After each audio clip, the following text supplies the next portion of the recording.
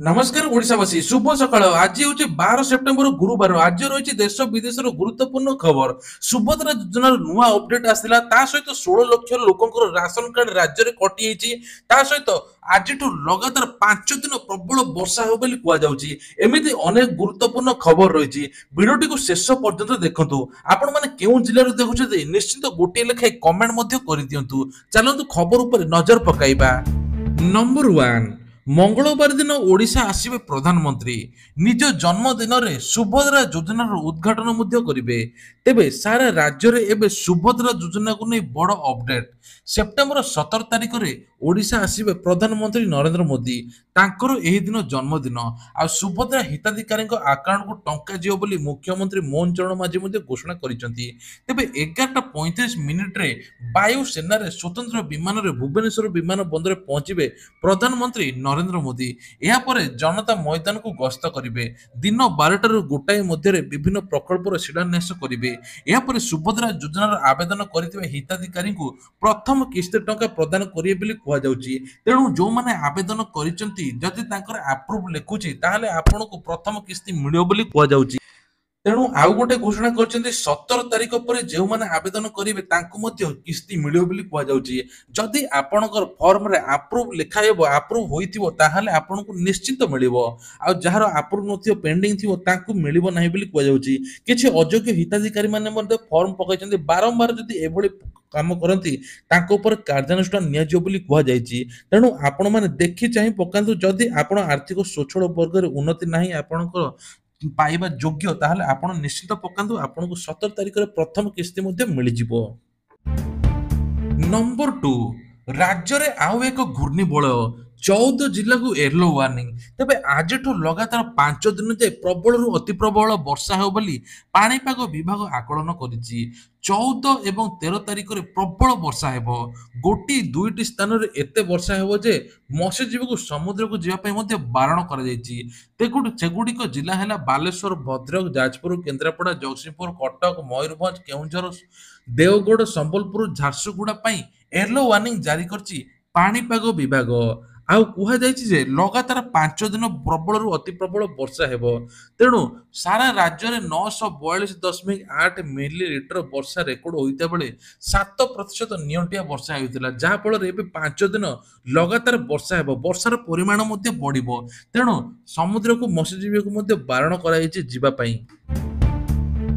Number 3 आउ एक बड़ खबर मुख्यमंत्री बड़ घोषणा तेबे श्रमिकों अनुकंपा मूलक सहायता राशि वृद्धि पाई मुख्यमंत्री घोषणा अनुसार निर्माण श्रमिक दुर्घटना मृत्यु हेले एणिके अनुकंपा मूलक सहायता भाव 6 लाख टंका दिज्व कहुच्छी से स्वाभाविक मृत्यु हेले श्रमिकों परिवार को 3 लाख टंका अनुकंपा राशि मिले कहुच्छी पूर्वर श्रमिकों मृत्यु बेले 2-4 लाख टंका मिलुवा बेले स्वाभाविक मृत्यु 2 लाख मिलूला तेबे एही अनुकंपा राशि को 2 लाख बढ़ाई देइछन्ती राज्य सरकार तेणु मोहन चरण माझी कहते सेमाने किपरि सुरक्षित रहिबे सेमानक अभाव असुविधा समय सेमाने निवृत्त हेबा परे किभली दुर्घटना अथवा स्वाभाविक मृत्यु क्षेत्र में सेमानकर परिवार मंगल को दृष्टि रखी गढ़ा होईची आ ओडिशार कोठाबाड़ी अन्य श्रमिक मानक कल्याण बोर्ड तेणु श्रमिक माने निज परिश्रम कर पेट पोषुछन्ति आ जदि तांकर किछि क्षति होईगला ताहले तांको आमे निश्चित साहाय्य करिबु बोली कहै जाय आ सबुठारु बड़ कथा हला सेति समस्त तांकर सामाजिक निरापत्ता पाइबा पई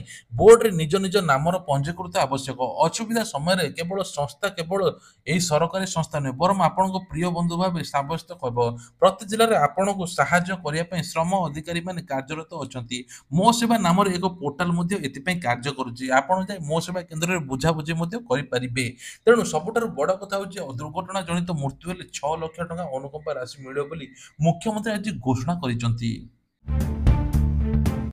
नंबर 4 आउ एक गुरुत्वपूर्ण खबर राज्य में 16 लाख अधिक लोकंकर राशन कार्ड कटिछि ତେଣୁ ବିଧାନସଭାରେ ଖାଦ୍ୟ ଯୋଗାଣ ଖାଉଟି କଲ୍ୟାଣ ମନ୍ତ୍ରୀ କୃଷ୍ଣଚନ୍ଦ୍ର ପାତ୍ର ରାସନ କାର୍ଡକୁ ନେଇ ବଡ଼ ସୂଚନା ଦେଇଛନ୍ତି। ବିଧାନସଭାରେ ବିଧାୟିକା ସୋଫିଆ ଫିରଦୋସଙ୍କ ପ୍ରଶ୍ନ ଉତ୍ତରରେ ଦେଇ ଖାଦ୍ୟ ଯୋଗାଣ ମନ୍ତ୍ରୀ କହିଛନ୍ତି ଯେ 2016-17ରୁ ବର୍ତ୍ତମାନ ପର୍ଯ୍ୟନ୍ତ ଯାଞ୍ଚ କରାଯାଇ 16,36,920 ଜଣଙ୍କ ରାସନ କାର୍ଡ କଟାଯାଇଛି। ଯାଞ୍ଚ ପରେ ଏସବୁ ହିତାଧିକାରୀମାନେ ଅଯୋଗ୍ୟ ବିବେଚିତ ହୋଇଛନ୍ତି, ଯାହାଫଳରେ ଅଯୋଗ୍ୟମାନେ ରାସନ କାର୍ଡ ହାତେଇଥିଲେ ଏବଂ ସରକାରଙ୍କ ସୁବିଧା ପାଉଥିଲେ, ଯାହାଫଳରେ ଯେଉଁମାନେ ଯୋଗ୍ୟ ତାଙ୍କୁ ମିଳୁନଥିଲା। ଆଉ ଯେଉଁମାନେ ନୂଆ ରାସନ କାର୍ଡ ଆବେଦନ କରିଛନ୍ତି ତାଙ୍କୁ ଖୁବ୍ ଜଲ୍ଦି ନୂଆ ରାସନ କାର୍ଡ ମିଳିବ ବୋଲି କୁହାଯାଉଛି।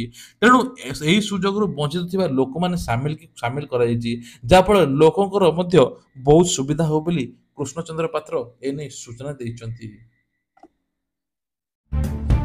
ଆଉ ଏକ ବଡ଼ ଖବର, ଶ୍ରୀମନ୍ଦିରରେ ଅଭାବନୀୟ ଘଟଣା, ନୀଳଚକ୍ର ଉପରେ ଚଢ଼ିଗଲେ ଅଜଣା ବ୍ୟକ୍ତି, ସୁରକ୍ଷାକୁ ନେଇ ଉଠିଲା ପ୍ରଶ୍ନ।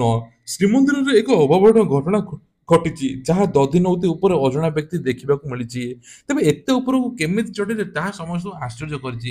ତାଙ୍କୁ ସୁରକ୍ଷିତ ଭାବେ ଉଦ୍ଧାର କରାଯାଇଥିବା ଖବର ମଧ୍ୟ ମିଳିଛି। ପୋଲିସ ମୁତାବକ ଏହି ବ୍ୟକ୍ତି ଜଣ କିଭଳି ଚଢ଼ିଲେ, କଣ ଚଢ଼ିଲେ ତାଙ୍କର ପରିଚୟ ମଧ୍ୟ ମିଳିନାହିଁ। କାହା ହେଫାଜତରେ ସେମାନେ ଚଢ଼ିଲେ କେହି ଦେଖିନାହାନ୍ତି। ଆଉ ଛତ୍ରପୁର ନିବାସୀ ବୋଲି ପୁରୀ ଏସ୍ପି ସୂଚନା ଦେଇଛନ୍ତି। ଛତ୍ରପୁରର ଏହି ଲୋକ ଜଣାପଡୁଛନ୍ତି, ତେବେ କାହିଁକି ଚଢ଼ିଲେ ନେଇ ପ୍ରଶ୍ନ ମଧ୍ୟ ପଚାରିଛନ୍ତି। ପ୍ରଶ୍ନର ଉତ୍ତର ଏପର୍ଯ୍ୟନ୍ତ ମିଳିନାହିଁ। ତେବେ ଶ୍ରୀମନ୍ଦିର କଡ଼ା ସୁରକ୍ଷା ବଳରେ ଭେଦ କରି କିପରି ସେ ଉପରକୁ ଚଢ଼ିଲେ ଅନେକଙ୍କ ମନରେ ମଧ୍ୟ ପ୍ରଶ୍ନ ଉଠୁଛି। ତେବେ ବ୍ୟକ୍ତିମାନେ ଏବଂ ପୋଲିସମାନେ ସବୁ କଣ କରୁଥିଲେ, ସେ ନେଇ ମଧ୍ୟ ସବୁଠାରୁ ବଡ଼ ପ୍ରଶ୍ନ ସୃଷ୍ଟି ହୋଇଛି। ଓଡ଼ିଶାରେ ଗଡ଼ିବ ଆହୁରି 3ଟି ବନ୍ଦେ ଭାରତ ଟ୍ରେନ୍। ତେବେ ଆସନ୍ତା 15 ତାରିଖରେ ପ୍ରଧାନମନ୍ତ୍ରୀ ନରେନ୍ଦ୍ର ମୋଦିଙ୍କ ଦ୍ୱାରା ଦେଶରେ 10ଟି ବନ୍ଦେ ଭାରତ ଟ୍ରେନ୍‌ର ଶୁଭାରମ୍ଭ ହେବ। ସେଥିମଧ୍ୟରୁ ଓଡ଼ିଶାରେ ମଧ୍ୟ 3ଟି ଚଳାଚଳ ହେବ। ସେଗୁଡ଼ିକ ହେଲା ଟାଟାନଗର ବ୍ରହ୍ମପୁର ବନ୍ଦେ ଭାରତ, ରାଉରକେଲା ହାଉଡା ବନ୍ଦେ ଭାରତ, ଦୁର୍ଗ ବିଶାଖାପାଟଣା ବନ୍ଦେ ଭାରତ ଟ୍ରେନ୍।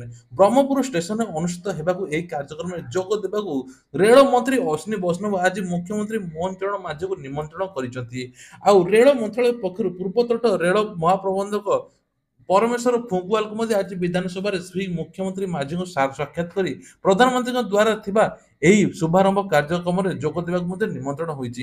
ସବୁଠାରୁ ବଡ଼ କଥା ହେଉଛି ଯେ ଓଡ଼ିଶାରେ ଏବେ 3ଟି ବନ୍ଦେ ଭାରତ ଟ୍ରେନ୍ ଗଡ଼ିବ, ଯାହାଦ୍ୱାରା ଲୋକମାନେ ବହୁତ ସୁବିଧା ପାଇପାରିବେ ବୋଲି କୁହାଯାଉଛି। ତେବେ ଆଉ ଏକ ବଡ଼ ଖବର, ମମତାଙ୍କ ମନରେ ଓଡ଼ିଶା ପ୍ରତି ବିଷ। ପଶ୍ଚିମବଙ୍ଗ ମୁଖ୍ୟମନ୍ତ୍ରୀ ମମତା ବାନାର୍ଜୀ ଓଡ଼ିଶା ବିରୋଧୀ ମନୋଭାବ ଏବେ ଚର୍ଚ୍ଚାରେ ରହିଛି। ପଡ଼ୋଶୀ ରାଜ୍ୟ ଭାବେ ସହଯୋଗର ହାତ ବଢ଼ାଇବା ପରିବର୍ତ୍ତେ ବିଭିନ୍ନ ପ୍ରସଙ୍ଗରେ ଅସହଯୋଗ କରିଆସୁଛନ୍ତି।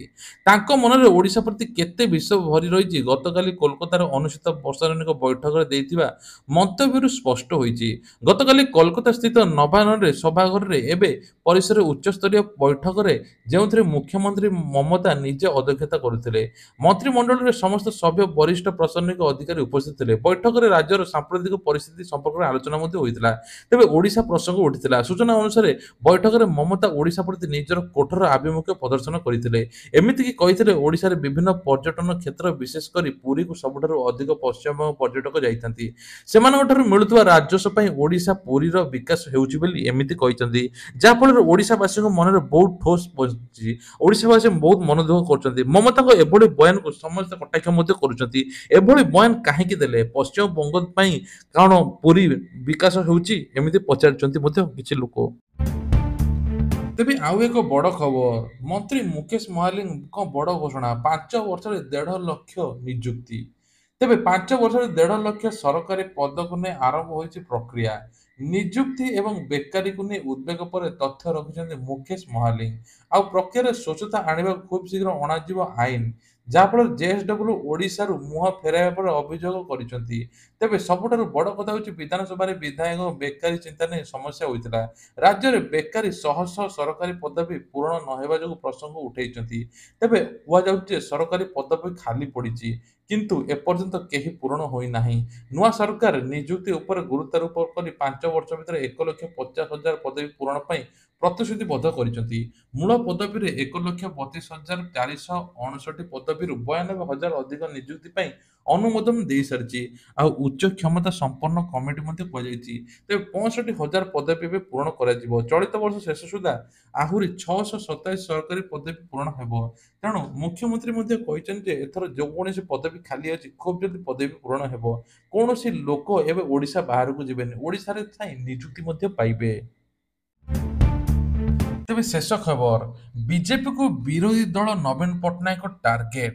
ବିଜୁ ଯୁବତା ଦଳ ସାଂଗଠନିକ ବୈଠକରେ ଏବେ ବଡ଼ ପାଟିରେ କହିଲେ ଯେ ମିଛ କେବେ ସତ ହୋଇଯାଏ ନାହିଁ। ଆଉ ମିଛ କହୁଥିବା ଲୋକଙ୍କୁ ମୋର ହୃଦୟରୁ ବିଶ୍ୱାସ କରେ ନାହିଁ। 3 ମାସ ହେଲାଣି ଆଇମା କାହାଣୀ ସମାଲୋଚନା କରିଛନ୍ତି ବୋଲି କୁହାଯାଉଛି।